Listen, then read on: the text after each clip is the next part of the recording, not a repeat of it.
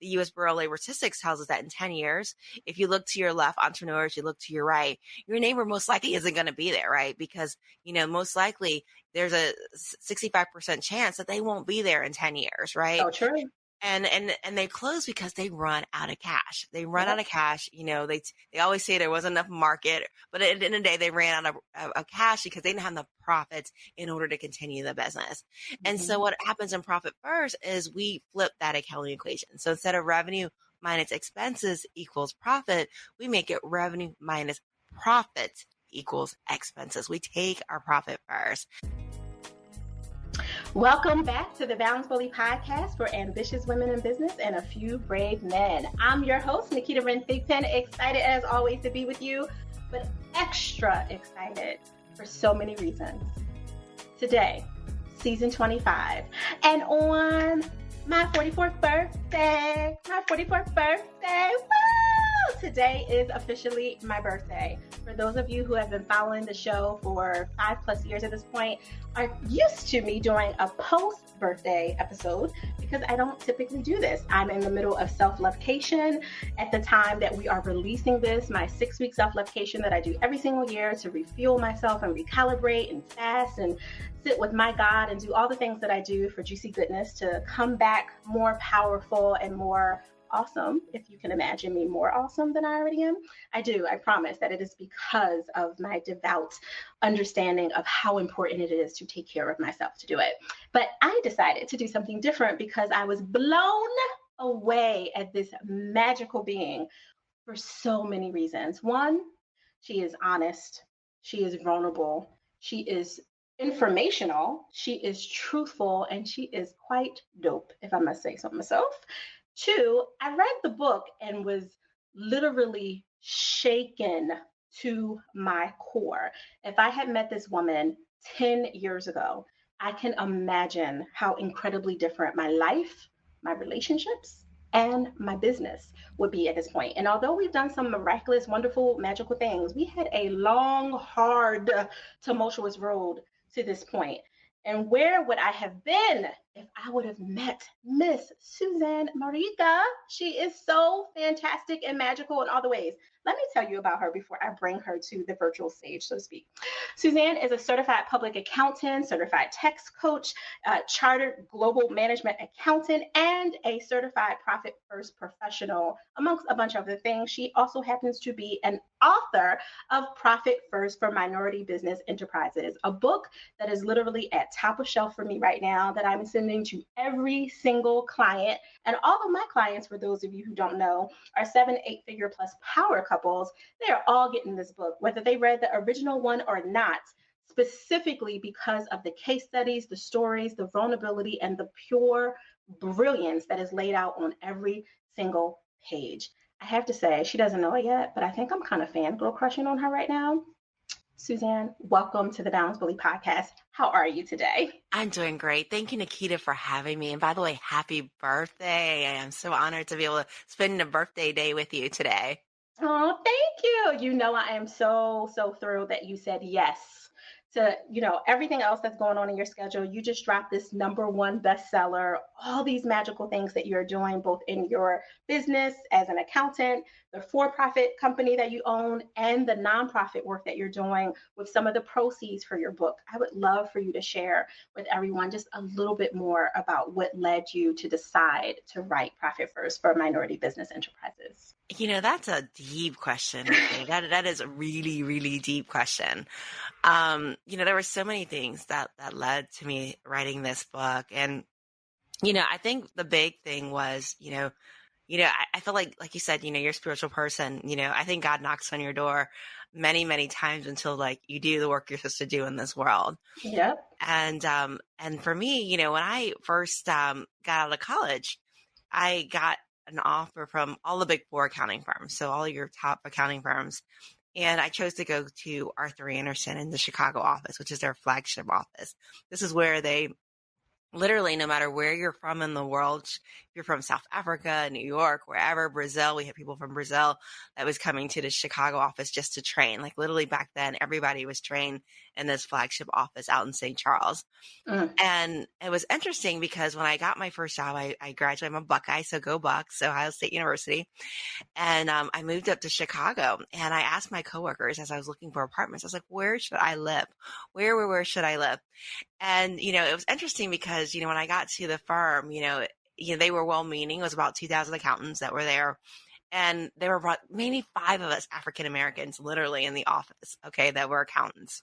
Everybody else was the secretary and the wait staff. And so when I asked my coworkers, I was like, where should I live? Out of their good nature, they tell me places that they would want to live, right? They're like, you should live in Lincoln Park for those of you guys who are familiar with Chicago, or Lakeview. But whatever you do, avoid the south side, the west side of Chicago, like avoid it with a plague. And, I just shoved it off. Of course, I took their recommendation. I moved to right in the middle of Diversey and Sheridan, Chicago, Illinois. And this high-rise building where you couldn't see where literally the sky began and the lake ended. It was just blue throughout when you looked out the window. And, naturally I was curious. So eventually my mom will kill me. I would jump on the bus, right at Diversey and Sheridan. I would take this bus all the way downtown to Michigan and Roosevelt, and I would switch buses. And I was like, wherever the good Lord takes me, I'm going on an adventure today. I mean, hey, that's what happens when you were 22 years old, right? Yeah, you have nothing to lose. And so I would get on this bus, and suddenly it was like going into a whole different, like almost like if I could say sci-fi, like a whole different dimension. Like literally the neighborhood seemed older. There were more boarded up windows. There were more people like walking around pushing those carts. I think you're getting the picture, of what I'm saying. And less jobs, right? Less jobs, less economic opportunities, less grocery stores. And I said, my mind actually thinks to myself, how do we change this type of world, right? How do we equalize wealth versus saying we avoid this side of town? How do we redistribute wealth? And, back then it was a corporate job, so I didn't do much about it.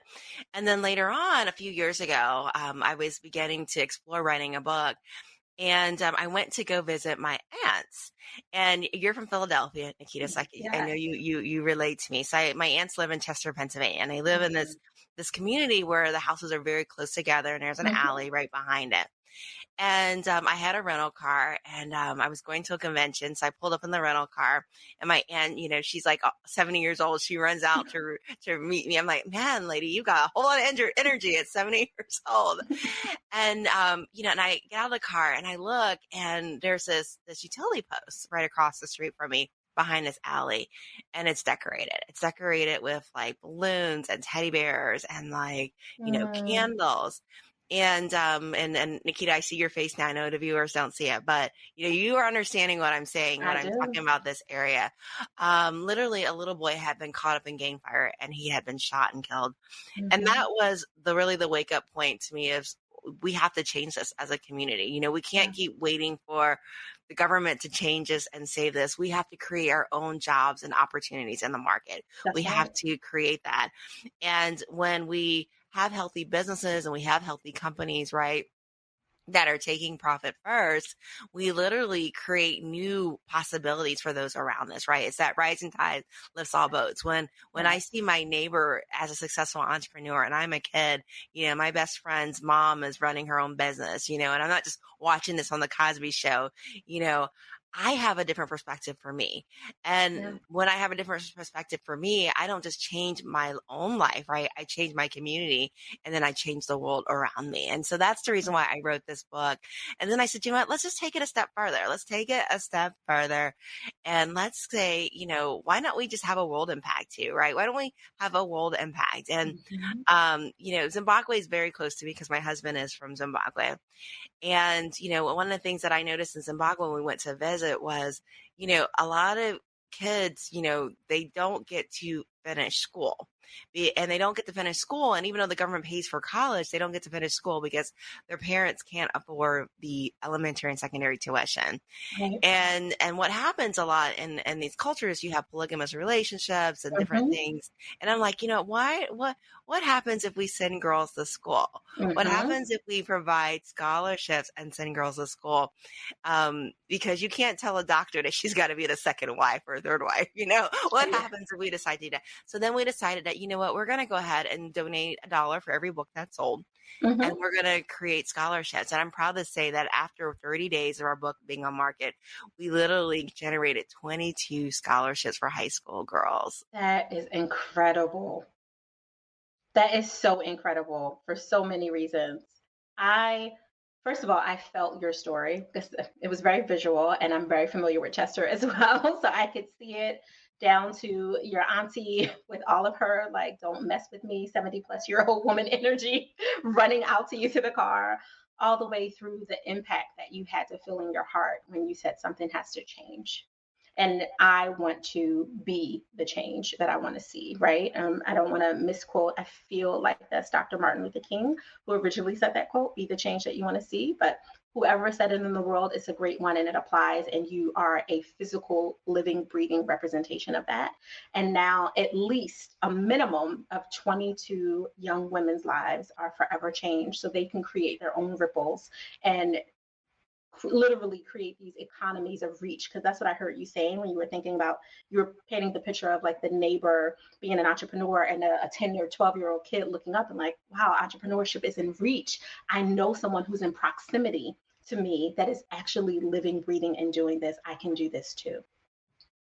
Oh, yeah, definitely. I mean, because at the end of the day, when we have healthy businesses, we create jobs and opportunities and vision. So we really start to change the world simply by running healthy companies. 1,000%. Now, for those of you who are listening to the show right now who may have not read the original description of what Profit First Formula is, do you mind taking a moment to just explain that for everyone so they can kind of get, like a 3-minute version of what that is and how they can apply it?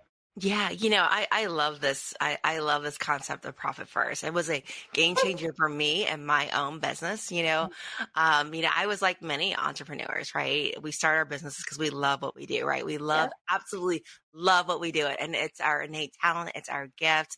And we love what we do so much that most of us, before we started our business, and most of it actually, unfortunately, as we're running our businesses, we love what we do so much, we actually would do it for free. And and did too many times. Too many. Exactly. And that's exactly what I did. I loved counting. I loved taxes. And all my friends asked me for advice. I gave them a whole textbook, because I loved it so much. And when I started my own business, what I was finding was, those friends and family would come to me and I would give them super discounted prices, right? Or I didn't have enough esteem in my prices. And so I would drop them really low. Yes. And what happened was literally I found myself working for free, right? I was living the life of what we call entrepreneur poverty, right? Yeah. When you're not making enough, right? Because you're constantly either reinvesting in your business because you need a computer, right? You need to hire somebody, or, the margins are not tight or not adequate in order to really scale your business. And so I was living that life. And literally my husband sat me down one day and he's like, honey, you need to get a JOB. I'm like, don't you see me working every day? But no, honey, you need to get a JOB that brings in money. That's what he told me. And it really wasn't until I found Profit First that I really started to create the business that I want. Yes. And what happens in traditional accounting, and I can talk nerd out on this because I'm an accountant, we're literally taught this equation: revenue minus expenses equals profit, right? Mm-hmm. That's the traditional accounting equation. That is GAAP. That is U.S. generally accepted accounting principles. And the problem with that is that equation teaches us that if you focus on sale, right? Sell to anybody that breathes. And if they don't want to buy it, discount it, right? Discount it, Black Friday it so they can get through the door. Mm-hmm. And then be responsible, right? Because none of us want to have outstanding debt and bad credit, right? That's a no-no, right? Then naturally we're taught that profits will follow. But reality is that's not true. That's not true. And statistics tells us every day. In fact, the U.S. Bureau of Labor Statistics tells us that in 10 years, if you look to your left, entrepreneurs, you look to your right, your neighbor most likely isn't going to be there, right? Because, most likely there's a 65% chance that they won't be there in 10 years, right? So true. And they close because they run out of cash. They run out Yep. of cash. They always say there wasn't enough market, but at the end of the day, they ran out of cash because they didn't have the profits in order to continue the business. And so Mhm. what happens in Profit First is we flip that accounting equation. So instead of revenue minus expenses equals profit, we make it revenue minus profit equals expenses. We take our profit first. And we literally do this by creating bank accounts. We call like small plates, right? Because our Mhm. human tendency as people is we're efficient, right? We use everything that's given to me. So if you give me a plate full of food, I will clean my plate because I was taught, you clean your plate, you don't waste, right? Same thing with businesses. We have one bank account and we have free reign to that bank account. We'll suddenly got extra money. Maybe I'll get some extra ad spend this month. Maybe I'll get some extra Mhm. computers, or maybe I'll go ahead and make that higher because I think I'm on a different trajectory now. And the problem is, we are really we are working for our natural tendency to drain things out. But what happens in Profit First is we create bank accounts, right? We create Yes. bank accounts that really do our budgeting for us. So we have 5 basic bank accounts from Profit First, and all of the money is collected into this one income account. And then twice a month on the 10th and 25th, what Mhm. happens then is I allocate money to my other bank accounts based upon my designated purpose. I'm creating intentional profitability. So I'm going to immediately fund my profit account. I'm going to fund my profit account. So I am profitable day one from beginning Profit First. So even if I've had a really bad year last year, even if I had a bad day yesterday, today is going to be a different day because I got positive profit, right? Because I'm funding that first. And then Yes. I'm going to fund my owner's pay account, right? Because Mhm. at the end of the day, we are the backbones of our companies. We are the VIP, most valued player of our company. It's not Susie, Tom, Michelle. No, it's you. It's you, Naketa. You are the most value. You are the MVP of your business. You Yes. step away tomorrow, there is no business. And Mhm. so we set that owner's pay account to make sure that you are compensated. And I'll tell you this is one of the biggest mistakes that I ever made in my business was when I started out, I was working for free. And I Mhm. remember one day my back literally went out one day. It just went snap when I sat up to get out of the chair. Okay. And I was lying in bed. I was on muscle relaxers. And I was thinking to myself, oh my goodness, I wish I had money to hire somebody else to finish up these tax returns. But the truth is, I can't because I'm not even paying myself. How am I going to pay somebody Exactly. else? And so by making that owner's pay a habit, right, and making it a part of your process, you will not only be able to pay yourself, but in the event that you have to step out of your business, guess what? You can now hire your replacement. And then the other account that we want to create is our tax account, right? And that tax account is, I meet too many entrepreneurs at the end of the year, they're afraid of the tax man. They're like, oh my gosh, Suzanne, how much do I owe? Most of them don't even know how much they made, but most of them are really concerned about how much do they Say owe. that twice. Mhm. Mhm. And so I'm like, what happens if we start allocating to that tax account from the beginning? So as we go along, we're just paying into our tax account. And if we don't use it, we got a green accountant. That's amazing. They'll take that out as a bonus, whatever we don't use. So we're going to have a tax account, which we're saving money for. And then the last account that we're going to have is an operating expense account, which I like to call my OPEX account, which is really Mhm. whatever's left over, right, for my Yes. business expenses. And I can make decisions out of this. Mhm. Should I go ahead and sign that expensive downtown lease right in downtown, right? Which is going to mean that I'm going to have less money to pay my employees, right? Or less money to spend on ad spend because I got thousands of dollars in leases. Or do I want to buy that fancy copier lease, right? Which a lot of people Mhm. do when you first start a business. Or do I want to go ahead and just get a lower end, 3-in-1 multifunction copy scanner machine, right? And so Mhm. literally the operating expense account is all that we have. So literally we're creating a small plate effect, meaning that I have less money to spend in operating expenses. So I am going to make very different intentional decisions. In the meanwhile, Yes. I've created intentional profitability in my business.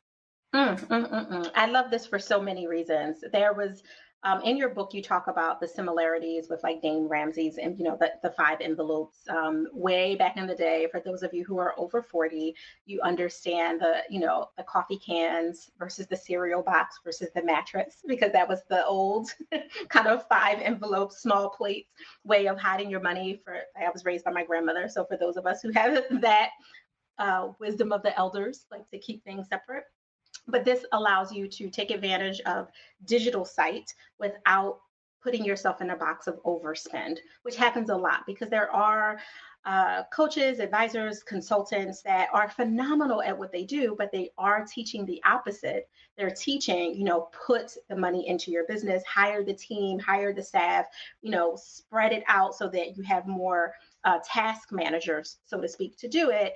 And then you'll get the profit later. What COVID-19, the unsolicited disruptive gift that it was, did for me is it made me really look at, well, how much time do you really have? I'm 44 today, at the day that we're releasing this. And, as much as I want to think that I have another 100 years to go, I know that I'm probably closer to death than I am to birth, right? Like in terms of the date that I was born. So you spreading yourself out with hiring a bunch of people, which also comes with, depending on whether or not you guys have an accountant, for those of you who are listening to this, depending on how you're paying 1099 W-2s, all the things, if your workers live in Canada, like there's so many different differences to consider, but there's also additional fees to consider when you do that are not just the, oh, I'm paying this person $25 an hour. It's not that simple. So once you get into that, as well as the software now that you need to maintain those staff, even the programs like Canva and Active Campaign and all that, when you add on multi-users to that, you have to increase those packages. So a lot of your other fees go up for your OPEX account that you're talking about, your operating expense account, for those of you who are just joining or tuning in, that you weren't considering when you thought about hiring that additional person. And that's more money that takes away from your owner's pay account if you are, in fact, trying to pay yourself so you can enjoy the life that you have today and not just bank on, well, 2 years from now, I'll be able to breathe.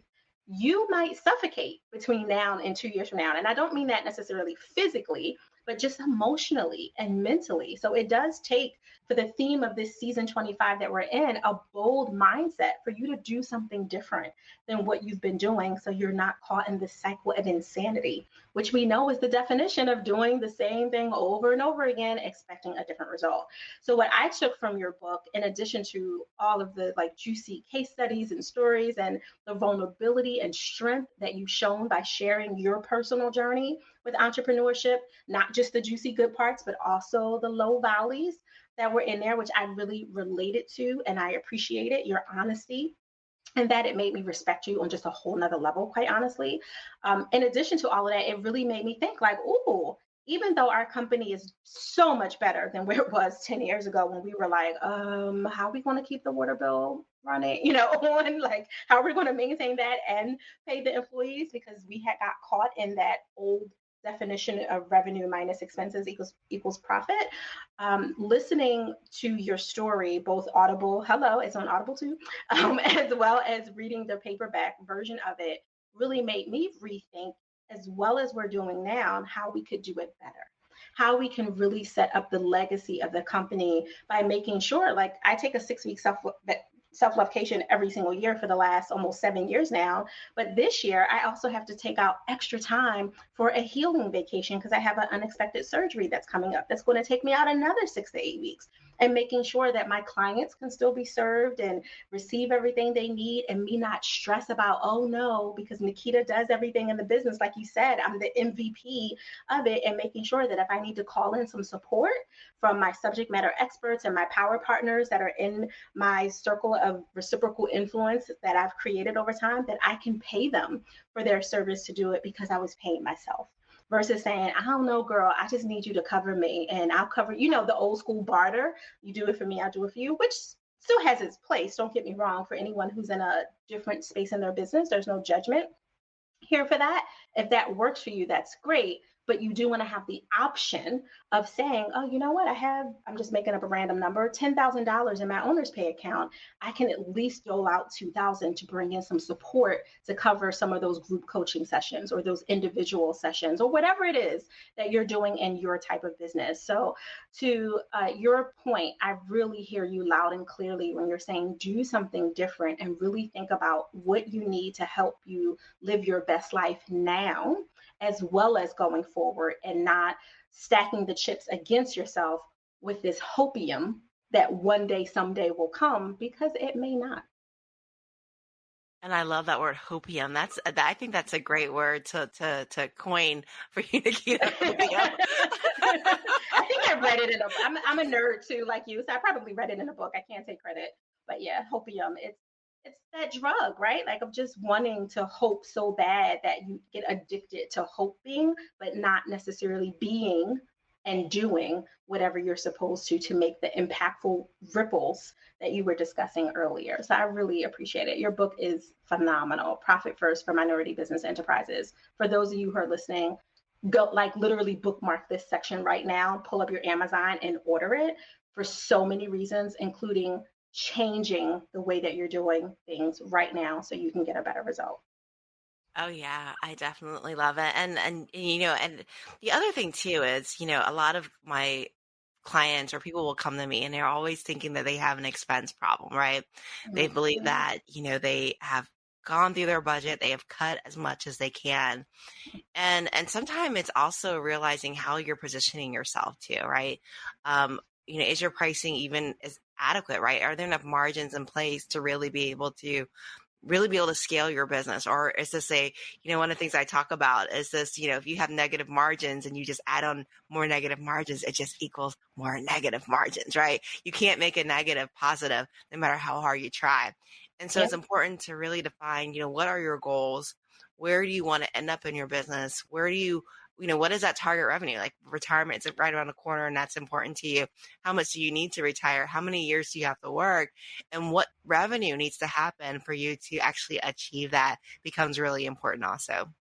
Yeah, no, I love that. One of the things that you talk about too is using some of the income that not for your income account, but I think if there's a little bit of overflow for taxes that you didn't need, or even in your profit account to potentially pay down some debt, because I know that that's a big thing that comes up for people. Like from a mental perspective, a mindset perspective, they have a hard time thinking about receiving profit when they're still debt.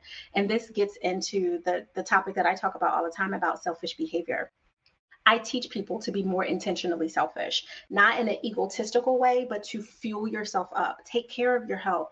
Make sure your emotional, your mental health, your financial, your relational well being is secure before you start doling out the energy that you don't have, because you're doling from a space of resentment.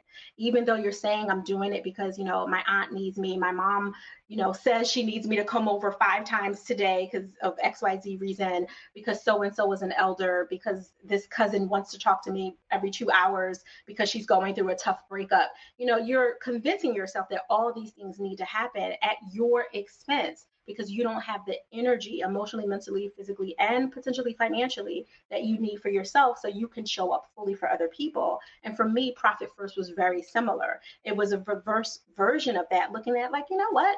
You may still have some educational debt from your youngest being in college right now. You may have some medical debt that keeps continuing because you get older and they keep wanting to stick you with new needles and give you, new scans that are $10,000 a pop, right?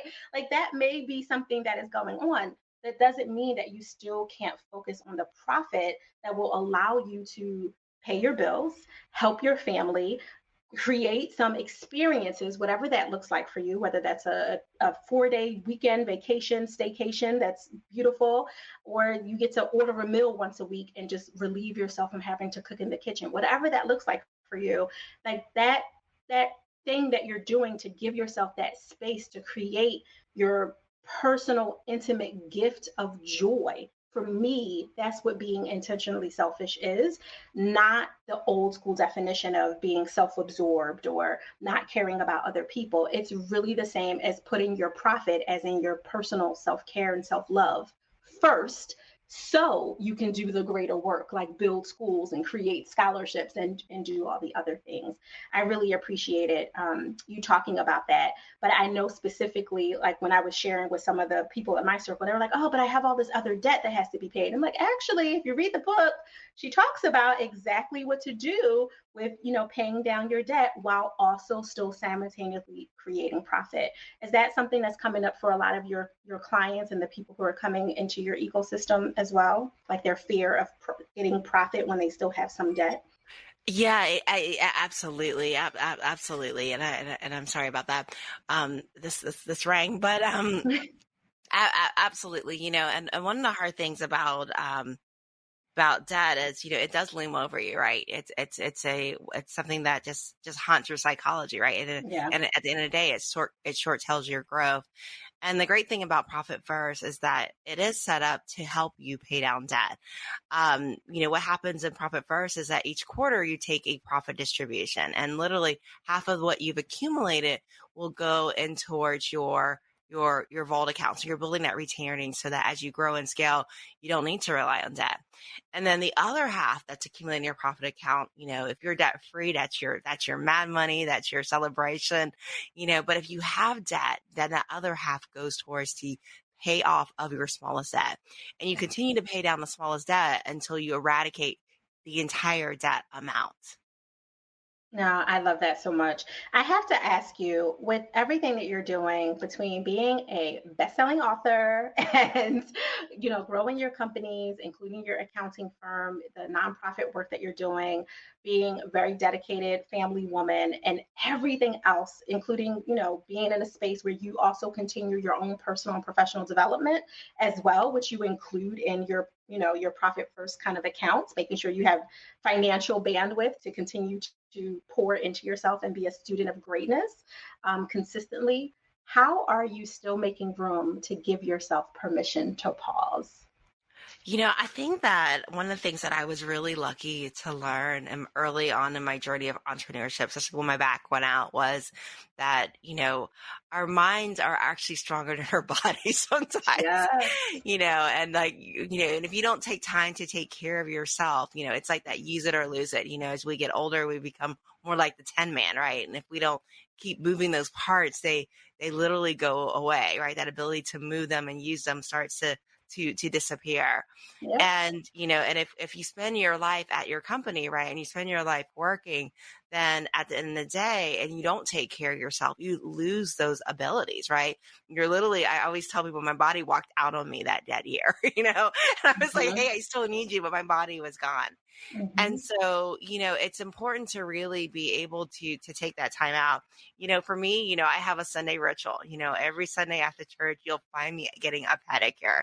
That always happens every single week. Um, Yes. that's just the ritual. And then the other thing is just that time out in the morning, right? Just to sit down and go, what does winning look like today? What does winning look like today? And what needs to happen today? What needs to be accomplished? What needs to be checked off? They go, what, today was a great day. Because if you're not intentional, even about the daily things, right? The one step at a time, then literally what happens is life starts to control you and you become a whim of everyone else's needs and expectation. Come on, preach. Yes, yes, yes, yes. I'm trying not to shake my maracas. All my clients know that I shake them every time I want to celebrate something. But the editor, hashtag my husband, does not like that in the background. The sound is very loud. So I'm like virtually shaking them for you right now. So, how can people find out more information about you and the great work that you're doing? So Nikita, the best way to reach me, one is if they're interested in the book, Profit First Minority Business Enterprises, want to implement that in their business, you can actually order that through Amazon, or you can go to Profit First for Minority Business Owners.com and in order to get that and read that book that way. The other way is we do have a Facebook group where we literally teach the ins and outs of Profit First and how to implement that in your business. I love it so much. You are absolutely one of my new favorite people, Suzanne. I'm so grateful that you made room and space for this in the middle of a very phenomenal week, by the way, because I know that this actual week that we're recording, you are beasting out in business right now. And you are doing what so many other ambitious women in business who listen to this show are. You've created space to do more of what you want for yourself, including showing up to conversations like this where you get to pour out to other business owners, entrepreneurs, and even high level executives that are listening to this, really trying to make sure they don't make the mistakes that they're afraid of as they consider potentially leaving corporate and stepping into entrepreneurship. Helping them to avoid those mistakes right off the bat is beautiful and brilliant. And I thank you so much. Thank you, Nikita, and thank you for having me on your show and happy birthday. Thank you.